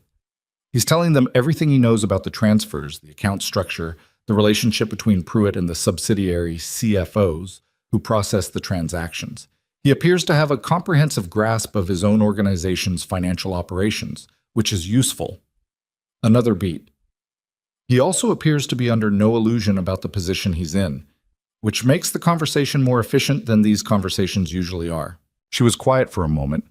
Outside, the crowd noise surged again, the match in its final quarter, the tension ratcheting in the way it does when time is running out, and the score is close and everyone in the stadium is leaning forward simultaneously. She felt it through the glass, the physical pressure of collective human urgency, and found it briefly and absurdly comforting. The reminder that the world was larger than this room and was mostly concerned with other things. "Will he face charges?" she said. Weiss considered the question with the deliberate care of someone who understands the difference between what they know and what they're permitted to say. "That depends on the full scope of what's uncovered and the degree of cooperation going forward. I can't speak to outcome. I can tell you that the posture he's currently taking is the correct one, from a purely strategic standpoint." He paused. "I'd also say this, whatever you provided us, Ms. Sterling, and however the evidentiary chain got complicated along the way, the core material was solid. The structure you built was clean. The contamination was Pruitt's, and the investigation will reflect that." She nodded once. It was all she could manage in that moment, without the careful composure she'd been maintaining all day, developing a crack she wasn't ready for. Weiss reached into his jacket and placed a business card on the armrest beside her. Not the same card as before, a different one, with a direct line she hadn't had. "Tuesday," he said. "My office. Bring Voss, then." "I will." He looked at her for one more moment, the assessing, unreadable look of a man whose professional life consists of reading people accurately and who has, she suspected, formed a view of her that she would probably never have confirmed. Then he nodded, once, to both of them, and turned and walked back to the box entrance and through it, and the two men who had come in with him followed, and the door closed, and they were alone again. The stadium roared. Evelyn sat in the seat with her hands in her lap, and looked at the pitch below and breathed through her nose and let the roar come through the glass and move through her chest, and tried to locate, somewhere in the complicated interior landscape of the last 18 hours, something that felt like solid ground. Margaret reached over and placed her hand briefly on Evelyn's. Not a pat, not a squeeze, just the plain, warm weight of another person's hand saying, "I am here. I see you. You are not alone in this room." Then she took her hand back and watched the match, because Margaret Moreau was a woman who understood the difference between the moment for comfort and the moment for allowing someone to be quietly inside their own experience, and she had always known which was which. Evelyn watched the match. She didn't know who was playing, and she didn't care who won, and none of that mattered. At all. What mattered was the light through the glass and the crowd noise, and the simple biological fact of being present in a moment after everything the moment had cost to reach. The match ended 12 minutes later. She didn't register the final score. She registered the eruption, the full total detonation of 60-something thousand people at the decisive moment, the kind of noise that doesn't feel like noise anymore, but like weather, like a physical system moving through the world, and she sat in it and felt her pulse in her throat and did not cry, which surprised her slightly and then did not surprise her, because she had not cried once in the 5 days she'd spent building this, and she understood now that whatever this experience was going to require from her emotionally, it was going to require it later, in private, in the ordinary moments of the days ahead, when the adrenaline had finally metabolized and the body was left alone with what the mind had been too busy to feel. Later. There would be time for later. Right now she stood, picked up her portfolio, and walked out of the VIP box at MetLife Stadium with Margaret Moreau beside her, and neither of them looked back. The drive back to Newark Airport took 40 minutes through the post-match dispersal traffic. The highway choked with the particular cheerful gridlock of a major sporting event releasing its crowd into the world. Evelyn sat in the back of the car and looked out the window at the New Jersey landscape and said nothing. And her driver, a man who had worked with her corporate contacts for 3 years and understood that silence in the back seat was not an invitation for conversation, said nothing either. She checked her phone. 14 messages. Diane Voss. 3 times. Her operations contact at the financial services firm managing the protected trust, twice. A number she didn't recognize that turned out to be a journalist from a Chicago Tribune subsidiary who had, somehow already, gotten wind of a federal action connected to the Moreau organization's legitimate business holdings and wanted a comment. She forwarded that one to Diane without reading it twice. She called Diane from the car. Diane picked up in one ring, which meant she'd been waiting, which meant she already knew most of it. "Gerald Pruitt is in federal custody," Evelyn said. "I heard," Diane said. "My contact at the U.S. Attorney's Office confirmed 20 minutes ago. How are you?" "Functional. Good enough." Diane's voice had the efficient warmth of a professional who cared about her clients in the specific way of someone whose care expressed itself through competence rather than sentiment. "Weiss wants you Tuesday." "I told him yes, I'll need you there." "Already blocked." A pause. "The settlement. Vincent's attorneys called 40 minutes ago." Evelyn's hand tightened on the phone. "And?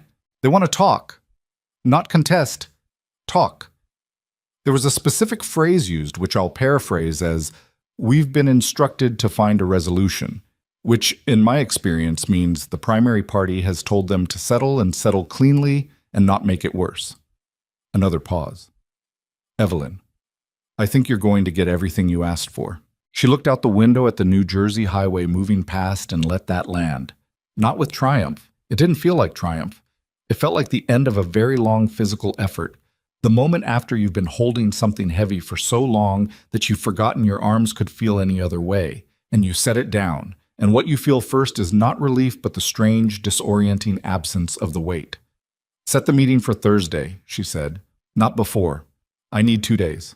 "Thursday," Diane confirmed. "Get some sleep." She ended the call and put the phone in her portfolio and went back to looking out the window. The traffic inched. The driver put on something instrumental and low that she didn't recognize, and which was exactly right for the particular quality of exhaustion she was carrying.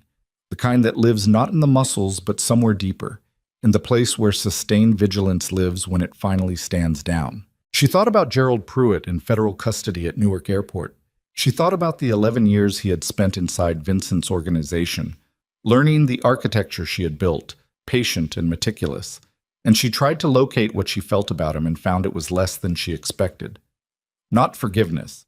She was not interested in the performance of forgiveness, had never understood it as something you decided to do rather than something that happened or didn't over time. Just a kind of cold, factual assessment. He had been a man who saw an opportunity and took it and built his escape route inside someone else's war, and was now going to spend a significant portion of his remaining years dealing with the consequences. That was the full accounting. There wasn't more to feel about it. She thought about Danny Rourke, still somewhere in that stadium or its parking structures, making his own calculations about the next chapter of his life. She thought about what he'd said. "I won't be involved in those parts. Not anymore." She believed him, and she understood that believing him was not the same as knowing what he would do with that intention, and that his future was his to navigate and not something she owed any more thought. She thought about Chloe Bennett, who was almost certainly in a hotel room in New Jersey right now, or possibly already on a flight back to Chicago, and who had come into this story as a villain and turned out to be something more ordinary and more sad. A 26-year-old woman who had been shown a door that looked like an opportunity and walked through it without understanding what it was actually attached to. Evelyn found she had nothing particular to feel about Chloe either. Just the mild, impersonal wish that she would find something real and understand the difference between real and useful before she spent another decade learning it the hard way. The traffic cleared as they approached the airport interchange. The car accelerated. The city fell away behind them. She was back in Chicago by 10:30 that night. She didn't go to the hotel. She drove instead to a neighborhood on the north side that she hadn't visited in 3 years. A block of brownstones on a tree-lined street where a woman named Patricia Ennis lived in a ground-floor apartment with 2 rescue dogs and a career in nonprofit management and a friendship with Evelyn that had survived the Moreau years largely because Patricia had the particular kind of stubbornness that refuses to be managed out of someone's life, regardless of how comprehensively that person is trying to disappear into a marriage. She knocked at 10:45. Patricia opened the door in a bathrobe with a glass of wine and looked at Evelyn's face and said, "Come in." and stepped back, and that was the whole conversation about whether she was welcome. They sat in Patricia's kitchen while the two dogs rearranged themselves on the floor, and the wine turned into tea because Evelyn's hands were doing the fine tremor again, and she didn't trust alcohol to be what she needed right now. She told Patricia most of it, not all, not the federal pieces that weren't hers to share, but the shape of it, the bones of the last 5 days, and what they'd cost and what had happened in that stadium corridor and the box afterward. Patricia listened without interrupting, which was one of the things Evelyn had always valued most about her, the ability to receive a story without immediately converting it into advice or reflection or the speaker's own parallel experience. She just listened, her elbows on the kitchen table, her tea going cold, her eyes on Evelyn's face. When Evelyn finished, Patricia was quiet for a moment. "Are you okay?" she said. "No," Evelyn said. "Not yet." "But you will be." It wasn't a question. Evelyn looked at her across the kitchen table and felt the thing she'd been holding back all day. Not grief exactly, but the accumulated pressure of 5 days of sustained precision, of performing certainty when certainty was a construction, of being the only person in the room who knew the full picture and carrying that alone, rise up through her chest and reach her throat and stop there. She pressed her lips together, breathed through her nose. "Yes," she said. "I will be." Patricia reached across the table and held her hand, and this time it wasn't the brief acknowledgement that Margaret had offered in the stadium box. This was the full, patient grip of a woman who was going to sit here for as long as it took, and Evelyn gripped back and looked at the kitchen wall and let herself be in the room without managing any of it. She stayed until midnight. When she left, she felt scraped clean in a way that was not comfortable, but was, she recognized, necessary. The feeling of having finally allowed the day to be what it was, rather than what she needed it to be for strategic purposes. She drove back to the hotel on Michigan Avenue and slept for 9 hours without dreaming. The legal proceedings moved with a speed that surprised everyone except Diane Voss, who was not in the habit of being surprised by outcomes she had engineered. The Tuesday meeting with Carl Weiss lasted 3 hours. Evelyn sat beside Diane in a federal building conference room that smelled like recycled air and institutional coffee, and answered every question with the complete documented clarity of someone who has organized their records for exactly this contingency. The forensic accountants Weiss brought into the room were thorough and occasionally aggressive in the way of professionals who have been misled before and have developed a baseline skepticism about cooperative witnesses. Evelyn did not find their skepticism offensive. She answered every question twice when asked, and once unprompted when she could see they needed the information before they had formed the question. By the end of the 3rd hour, the lead forensic accountant, a woman of about 50 with reading glasses on a chain and the expression of someone who spent her professional life inside other people's financial mistakes, set down her pen and said, "The architecture is clean. The contamination is contained to Pruitt's insertion points. That's what we'll reflect." Evelyn nodded. She did not say thank you. There was nothing to thank anyone for. This was what the truth looked like when it was fully documented and properly presented, and that was all. The Thursday meeting with Vincent's attorneys was shorter. Diane had prepared for a negotiation and got a concession instead. The attorneys arrived with revised terms that addressed every significant point of the original Voss filing, and the only substantive discussion was about the timeline of asset transfer, which Evelyn agreed to extend by 30 days to allow for the complications created by the federal investigation's overlap with the legitimate holdings. She signed the preliminary agreement on a copy of the document that would be formalized within the week. She shook hands with the opposing counsel with the professional courtesy of people who have done their jobs adequately and have no particular feelings about each other, and she walked out of the building with Diane into the October air and stood on the sidewalk for a moment. "That's the bulk of it," Diane said. "Yes. How do you feel?" Evelyn considered the question honestly, the way she had been practicing since Patricia's kitchen, the deliberate habit of not answering it automatically. "Like I want to go to work," she said. Diane looked at her for a moment, and something moved in her expression that was as close to warmth as Diane Voss got in professional contexts. "Then go to work," she said. Sterling Global Events opened formally in the 2nd week of November. The name had been chosen without deliberation. Sterling, because it was hers, always had been.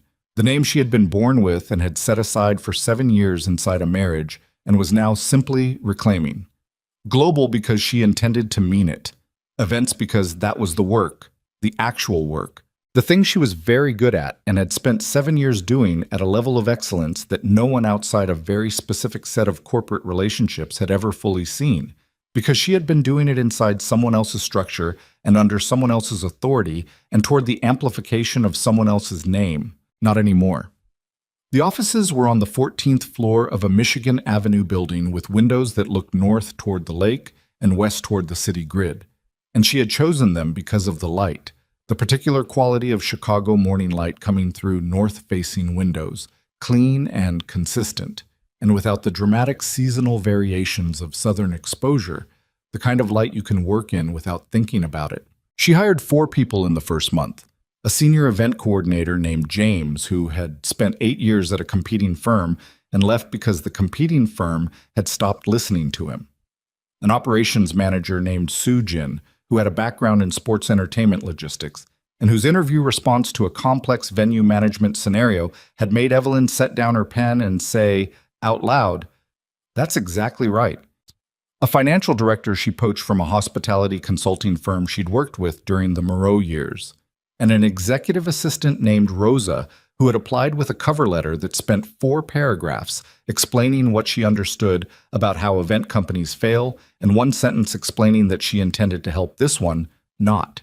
She hired Rosa immediately. The first contract, the Fortune 500 technology company at Navy Pier, ran in the 3rd week of November. Evelyn was on site from setup through breakdown, which was not something the CEO of an event company needed to do, and which she did anyway because this was the first project that was entirely hers, and she needed to know every element of it from the ground up. She needed to know where the lighting techs were staging their equipment and which caterer was going to be 12 minutes late with the 3rd course service, and which AV subcontractor had a tendency to reinterpret cable management instructions and how the security configuration interacted with the venue's emergency egress protocol. She knew all of it. She had always known all of it. She had just for 7 years been knowing it in service of something that was not Sterling Global Events. The event ran cleanly. The client contact, a VP of marketing who had hired her based on a referral from 2 degrees of separation and had been professionally skeptical all the way through the planning process, the kind of skepticism that belongs to someone who has been burned before and has made a decision not to let it happen again, found her at the end of the evening during the teardown and said, without preamble, "I'll send you the Q2 contract Monday." She thanked him with the professional restraint of someone who understood that expressing the full extent of what she felt would not serve the relationship. And she waited until he was gone and the venue was emptying before she allowed herself to stand in the middle of the stripped Navy Pier event space with her clipboard and her radio and feel the thing she felt, which was not triumph and was not relief, but was the deep, animal satisfaction of competence fully expressed in the service of something entirely your own. She stood there for maybe 30 seconds. Then she went back to work. Gerald Pruitt was formally indicted on 11 counts in December. The proceedings were not public in the way that major criminal trials are public. They were the particular procedural publicity of financial crime, dense with documentation and largely incomprehensible to anyone without a forensic accounting background, which meant they received coverage in the business press and almost none in the general media. Evelyn read the indictment when it was filed. She read it once, carefully, the way she read everything, for the structure, for what it confirmed, for the places where the documented record aligned with what she knew, and the places where it revealed things she hadn't known. She made 3 notes in the margins of her printed copy and then filed it and did not take it out again. She was asked by a journalist from a financial publication to comment on the Pruitt case and its relationship to the Moreau organization's legitimate holdings. She declined through Diane's office with a statement so brief it was almost not a statement. Sterling Global Events has cooperated fully with federal authorities and has no further comment on matters under active legal proceedings. That was all. She was done giving the past more space than it had earned. The Moreau syndicate survived, diminished. Vincent had always been, whatever his other qualities, operationally intelligent.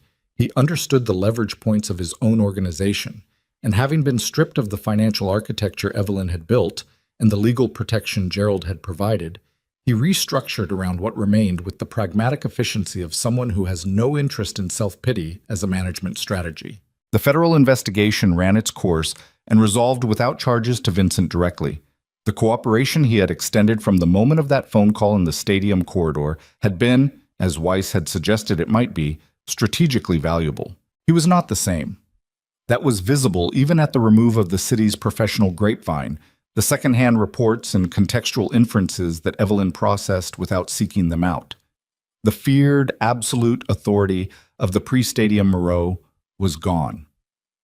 What replaced it was something more careful and more bounded, and she suspected more honest about its own nature. Whether that was growth or simply reduction, she couldn't say, and didn't spend time trying. She heard in February, through a source she trusted, that Danny Rourke had left the Moreau organization and was consulting for a legitimate logistics company on the South Side. She felt something about that she chose not to examine too carefully because it was simpler and more functional to file it as information and move on. The Sterling Foundation for Professional Restoration was incorporated in February on a Tuesday afternoon in the same conference room on Wacker Drive where she had signed her preliminary divorce agreement 4 months earlier, which she considered a reasonable reclamation of the space. The work it did was not glamorous. It was not the kind of foundation work that generates coverage in the lifestyle sections of newspapers or photographs well at charity galas.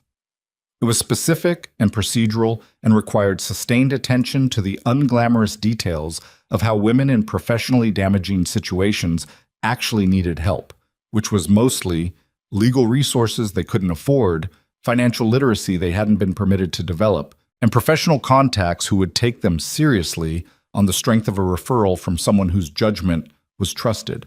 The first cohort was 12 women. Evelyn met with each of them individually in her office on Michigan Avenue, in the clean north-facing light, across a desk that had only her name on its provenance. She did not tell them her story. She did not believe that her story was what they needed. What they needed was the forensic accountant and the contract attorney and the career placement specialist and her phone number, and that was what she gave them. 2 of the 12 found employment in their previous fields within 60 days. 3 required legal proceedings that ran into the spring. 4 were still in early stages of rebuilding when the foundation's first formal reporting period closed. The remaining 3 had found paths that were not the ones they'd originally pursued, and were navigating those paths with the particular resourcefulness of women who have learned, at cost, exactly what they are capable of.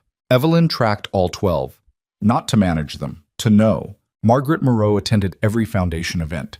She attended not as a donor performing attendance, she had made her contribution and the contribution spoke for itself, but as a participant in the substance of the work.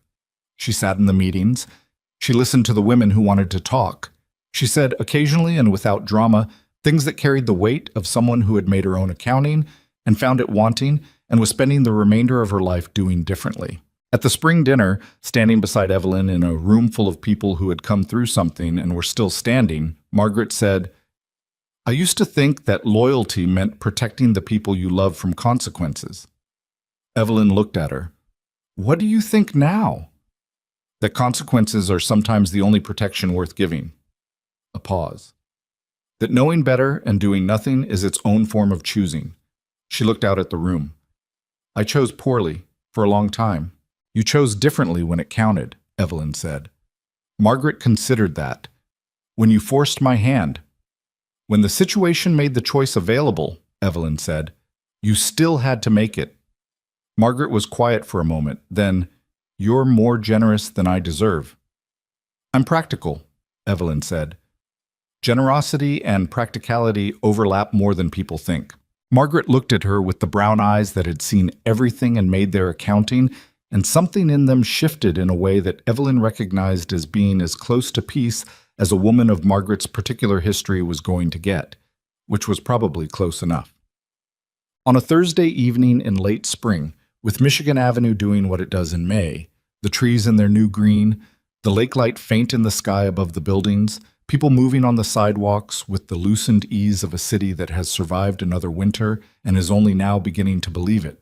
Evelyn was in her office finishing a client proposal when her phone screen lit up with a number she had not changed in her contacts and had not expected to see. She looked at it for a moment, picked it up.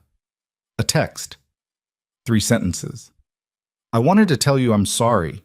Not for the lawyers, not for anything procedural. For what I did to someone who deserved better than what I gave her. She sat with it. She sat with it longer than she expected to.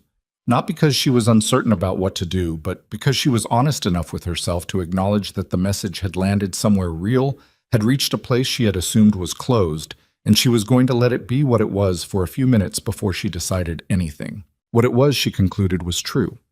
She believed it was true.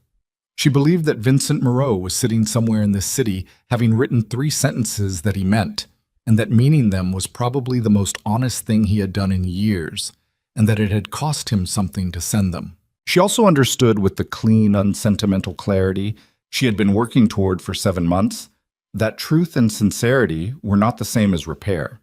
That some things, once broken at the load-bearing level, do not get rebuilt. They get replaced with something different that occupies a different space and serves a different function, and the replacing is not a failure. It is simply what is accurate to the situation. She deleted the message. Not with anger, not with satisfaction. With the same matter-of-fact efficiency she brought to deleting anything that has been received and processed and no longer has a function, cleanly, without ceremony, the way you close a file when the work in it is done. She set the phone face down on the desk. She looked at the window. The May evening was still light at 7:30, the long northern twilight of late spring, the sky above the buildings doing that particular thing it does when the sun is down, but the light hasn't entirely decided to leave yet. She had a conference call in 15 minutes. A prospective client, a European sports federation with a major event bid in progress, looking for an event management firm with the specific combination of corporate credibility, crisis experience, and operational precision that their scale required. The kind of contract that would, if she got it, define the company's trajectory for the next 2 years. The kind of work that had been waiting for her, patient and real, behind everything else. She pulled the brief toward her on the desk. She opened it. She began reading.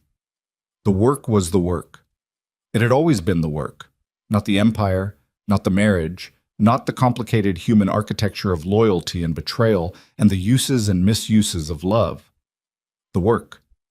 The thing she was very good at, the thing that was entirely hers, the thing that had been waiting through 7 years of building someone else's kingdom for her to come back and claim her own. Her phone rang. Conference call. She picked it up. Sterling Global Events, she said. This is Evelyn. She listened. She took notes.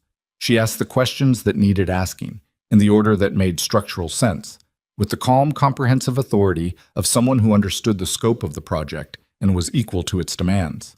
Outside, Chicago moved through its spring evening. The lake sat at the end of the city's grid, dark and enormous and permanent, the way it had always been. The city laid itself out in its ordered geometry from the lakeshore west to the horizon, lit and moving and entirely indifferent to any individual human story, which was not a cold thing but a true one. The city did not care. And the city's not caring left you alone with your own life, which was where your life needed to be. The call ran 40 minutes. By the end of it, she had a second meeting scheduled and the quiet internal certainty of someone who has identified a project whose scope they understand and whose requirements they are built for. Not confidence exactly. Something more settled than confidence. The recognition that comes when what you are and what you are doing finally occupy the same space. She ended the call. She closed the brief. She sat for a moment in the chair in her office with the Michigan Avenue evening coming through the windows and the north-facing light going slowly to blue and her company's name on the door and the work she had built arranged around her like a structure designed to hold. Then she got up. She turned off the desk lamp. She picked up her coat from the back of the chair. She walked to the door and she turned off the office lights. And she stepped into the corridor and she pulled the door closed behind her and heard the latch click.